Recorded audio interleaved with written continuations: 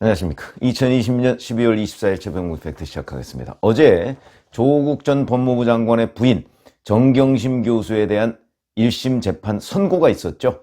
제가 유튜브를 해드렸는데, 이제 그 판결문의 내용, 이런 것들을, 아직 판결문이 나오진 않았습니다만은, 언론에 보도된 내용들을 종합해보니까, 이 재판장이 이런 생각을 가지고 있구나 하는 거를 짐작할 수가 있고, 그 중에서 제가 주목하는 부분은 정경심 교수에 대해서 이렇게 살지 말라 이렇게 얘기한 그 경구들, 경고하는 문구들, 그것들이 굉장히 저한테는 와닿습니다. 무슨 얘기냐면, 엄연히 이렇게 증거가 많은 것에도 불구하고 그 증거에 대해서 단 하나도 인정을 하지 않습니다. 근데 그 증거가 부인할 수 없는 증거가 되는 경우도 많고, 왜냐하면 컴퓨터 같은 데 남아있으니까 그 남아있는 걸 설명을 해야 되지 않겠습니까?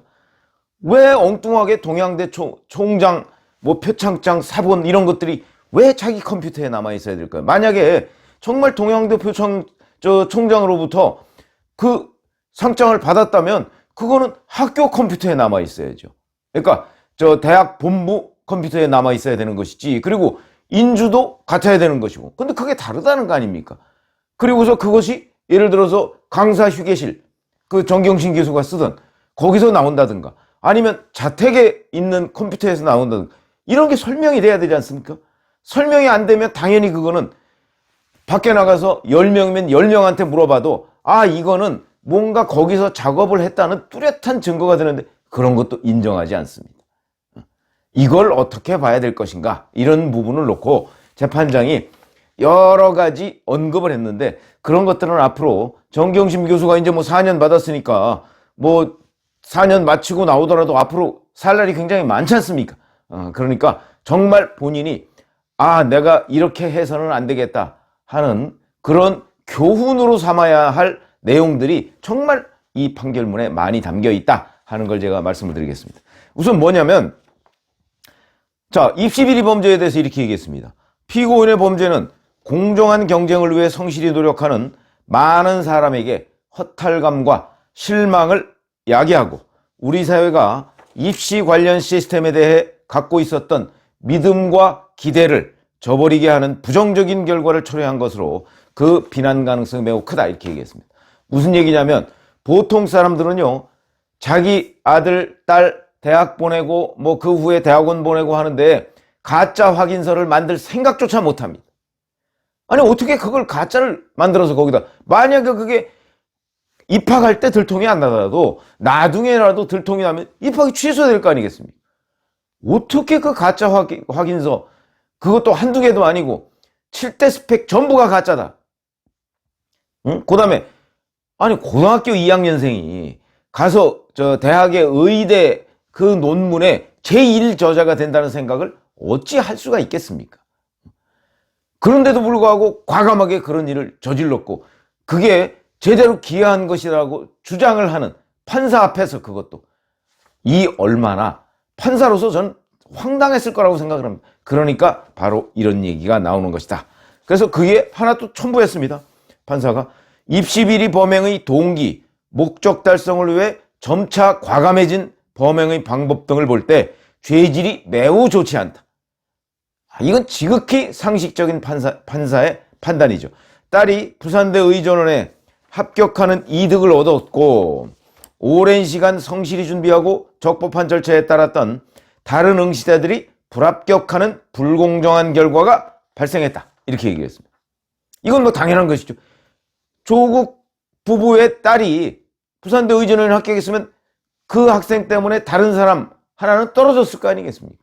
그럼 그 사람은 정말 가짜 확인서 하나도 없이, 동양대 총장, 표창장 이런 것도 없이 정말 성실하게 자기가 노력을 해서 시험 잘 봐서, 그리고 면접도 최선을 다해서 받고, 그런데 아버지, 엄마가 무슨 가짜 확인서 만들어줄 리도 없겠지만, 그런 거 없이 정말 실력으로 들어가겠다, 그런 학생이 바로 이 조국 전 장관 딸 조민 때문에 떨어져야 했다, 이거죠.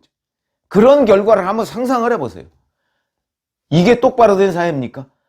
그러면서 그게 들통이 났는데도 끝까지 우기고 있는 사람들, 여기에 대한 판사의 경고 문구다, 이렇게 말씀을 드릴 수 있고, 그 다음에 또 하나, 피고인은 조국 청문회가 시작할 무렵부터 재판 변론 종결일까지 단 한 번도 자신의 잘못에 관해 솔직히 인정하고 반성한 사실이 없다.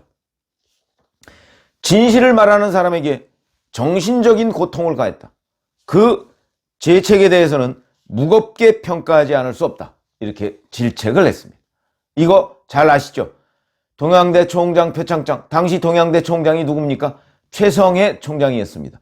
최성해 총장이 이리저리 해서 그건 내가 발행한 표창장이 아니다 라고 얘기하면 상황 끝나는 거 아닙니까? 그건. 그런데 그 사람에 대해서 계속해서 뭐 자기 남편 조국 전 장관까지 바꿔줘가면서 압력을 넣고요. 심지어는 유시민 노무현재단 이사장까지 전화해서 뭐 이런저런 얘기를 하고 김두관 민주당 의원까지 전화를 했습니다. 그래서 최성해 총장으로부터 좀 입장 번복을 유도하려고 했던 것 아닌가, 이런 생각이 들고요. 최성해 총장이 나와서 그런 얘기를 계속하니까 총장을 오히려 문제를 삼아서 교육부로 하여금 그 총장 이사회 의장이죠. 의장이 돼 있는 그 뭐 25년치인가요? 그 기록을 모두 다 가져가서 그거 가지고서도 제대로 뭐 나오지가 않으니까 압박을 넣어서 최성해 총장이 뭐 과거 미국에 가서 뭘 허위 서류를 냈네 뭐 이걸 가지고 총장직을 박탈했습니다. 물론 최성해 총장도 뭐 이리저리 해서 만약에 잘못된 무슨 서류를 제출했다든가 이러면 그에 대한 책임을 지면 되는 것이고, 근데 문제는 정경심 교수 관련해서 진실을 말했다고 해서 보복을 받은 거 아니겠습니까? 이런 일은 없어야 되겠다. 그러니까 여기에 판사가 진실을 말하는 사람에게 정신적인 고통을 주었다는 얘기가 바로 이런 걸 얘기하는 것이고, 그 다음에 자산관리인 김경록 씨, 그동안 수많은 정경심 교수의 개인 사적인 부탁 같은 걸 들어주고 심지어는 동양대까지 같이 내려가, 동양대 경북 영주에 있습니다. 거기까지 내려가서 그 심야에 PC를 들고 나오고 이런 일까지 다 했는데도 뭐 김경록 씨 또는 집에 방배동 자택 PC 하드디스크 교체해 준 거 아닙니까? 이런 일까지 다 했는데도 마치 그 증거인멸의 책임이 김경록 씨한테 있는 양 했고요. 단국대 장영표 교수 스펙 품앗이 그거 자기가 제안했으면서 모른 척. 그 다음에 단국대 장영표 교수의 아들 서울대 공익인권법센터에서 또 인턴 확인서 해준 거 아닙니까? 그 아들이 정직하게 나 사실 그 세미나 하루밖에 안 나갔는데 보름짜리 인턴 확인서가 날라왔다. 이렇게 정직하게 말을 했음에도 불구하고 마치 그게 사실이 아닌 것처럼, 그리고 그 아들이 조민을 이 세미나에서 못 봤다.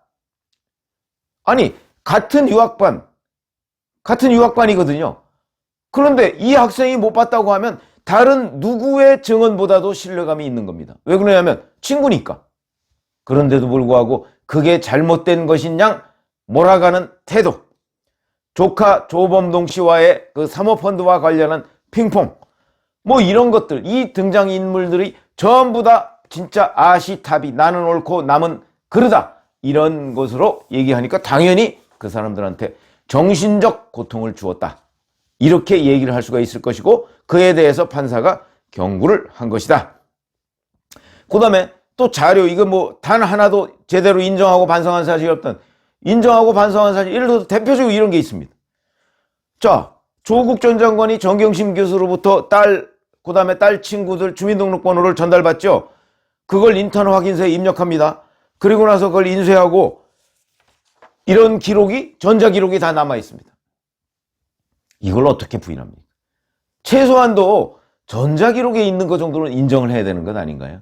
근데 그것도 인정하지 않았고, 동양대 PC에서 발견된 전자기록, 여기에 보면 총장 표창장 뭐 이런 것들을 위조한 기록이 충분히 인정된다, 이렇게.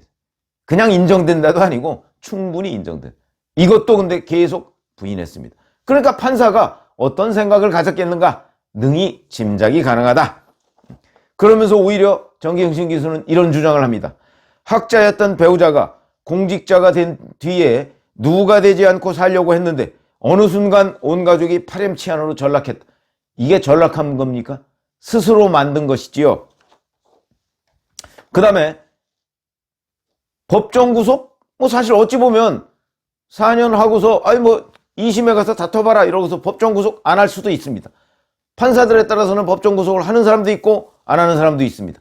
근데 법정 구속 사유를 판사는 이렇게 설명했습니다. 관련 증거를 조작하거나 관련자들에게 허위 진술을 종용하는 등 증거인멸 행위를 재차 시도할 가능성이 크다.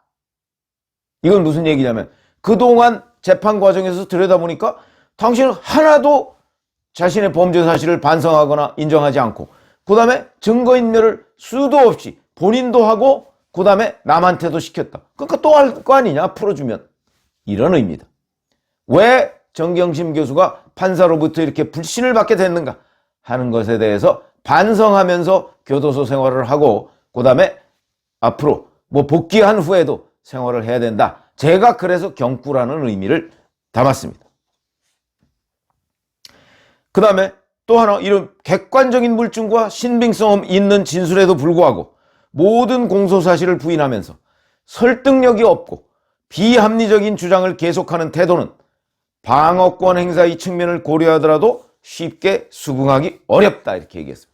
지금 제가 말씀드린 내용하고 똑같습니다. 너무나 명백한 누구도 부인할 수 없는 걸 부인하는 그 대담함에 대해서 판사도 놀랬으리라. 그러니까 이렇게 얘기하는 것이다. 근데 이 판사 임정엽 부장판사죠. 임정엽 부장판사의 경우에는 뭐 이렇게 사리가 아주 명확한 것 같습니다. 과거에 장영표 교수가 조민 씨를 두둔하니까 증인이 피고인의 변호인이냐 뭐 이렇게 지적을 하기도 했었고 그 다음에 최성해 전 동양대 총장 조카가 나와가지고 그 최성해 총장에 대해서 이런저런 얘기를 한 적이 있었습니다. 그런데 재판하고 상관없이 뭐 자기에 대해서 어쩌고 저쩌고 뭐 이렇게 부정적인 얘기를 하니까 들은 이야기만 하고 물타기 하지 말라 이렇게 경고하기도 했고 자, 그 다음에 무죄로 난 게 있습니다. 정경심 교수에 대해서 무죄. 근데 이 무죄에 대해서도 재판장이 언급을 했습니다. 비록 무죄지만 피고인이 자신의 입시 비리, 코링크 피의 관련 범행을 은폐할 목적으로 저지른 행위다. 이로 인해 다른 사람들이 처벌받는 결과를 초래했다. 또 피고인의 형사처벌 대상이 된 범행의 범행 후 정황에도 해당하기 때문에 피고인에게 불리한 양형 요소로 고려했다 이렇게 얘기했습니다. 무슨 얘기냐면 이게 무죄인 이유는 자기가 증거를 인멸하려고 했기 때문에 방어권 차원에서 무죄지 그 범죄 행위의 본질이 바뀐 게 아니다. 이런 뜻입니다. 그러니까 내가 이걸 무죄로 해줬다고 해서 아 나는 정직하게 인생을 살았다 이렇게 생각하지 말라 하는 또 하나의 경고를 담은 그런 판결문이다 라고 얘기를 할 수가 있고요. 자, 이게 이제 조국 전 장관과의 부분에서 조국 전 장관과 공모했다는 부분이 두 가지가 있습니다. 조국 전 장관 재판 지금 진행 중이죠. 여기에 매우 부정적인 영향을 미칠 것이다. 그 하나가 서울대 공익인권법센터 여기에서 만든 인턴 확인서 이거 허위죠. 이 인턴 확인서는 단국대 장영표 교수가 조민 씨에 대해서 논문 제1저자로 만들어준 데에 대한 품앗이입니다. 이 품앗이는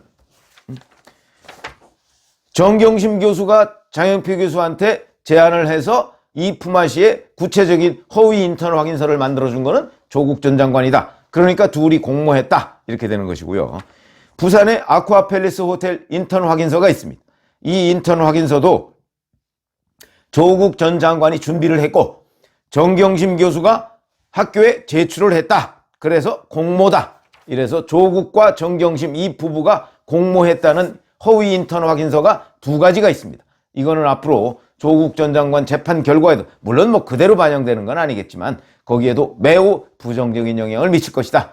이래서 이 부분도 조국 전 장관 재판과 관련해서 주목해야 할 포인트입니다. 오늘 제가 말씀드린 내용은 재판장이 정경심 교수에 대해서 언급한 정말 따끔한 질책과 경고 문구 이것은 길이 조국 전 장관 부부가 앞으로 이렇게 살면 안 되겠다는 그런 반성과 자성의 계기가 돼야지 조국 전 장관 뭐 이렇게 내놨더군요. 충격이다. 근데 막상 충격을 받은 거는 사실은 일반 국민들입니다. 저렇게 명백한 증거가 있는데도 불구하고 그렇게 오히려 남한테 뒤집어 씌우고 그렇게 딱 잘라서 오리발 내밀고 이럴 수가 있는가 하는 데에 대해서 오히려 충격을 받았다. 저도 충격을 받았습니다. 감사합니다.